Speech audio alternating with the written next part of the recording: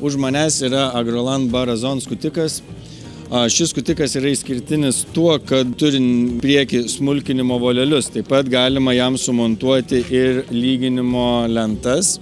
Gylis reguliuojasi hidrauliškai, turi atraminius ratus, paslankė atmušimo lėkštę, suvertimas 2 cilindrais, neaptarnaujamas guoliavietės, galima rinktis tarp 2 tipų diskų, 560 mm diametro arba 4,5 mm arba 6 mm.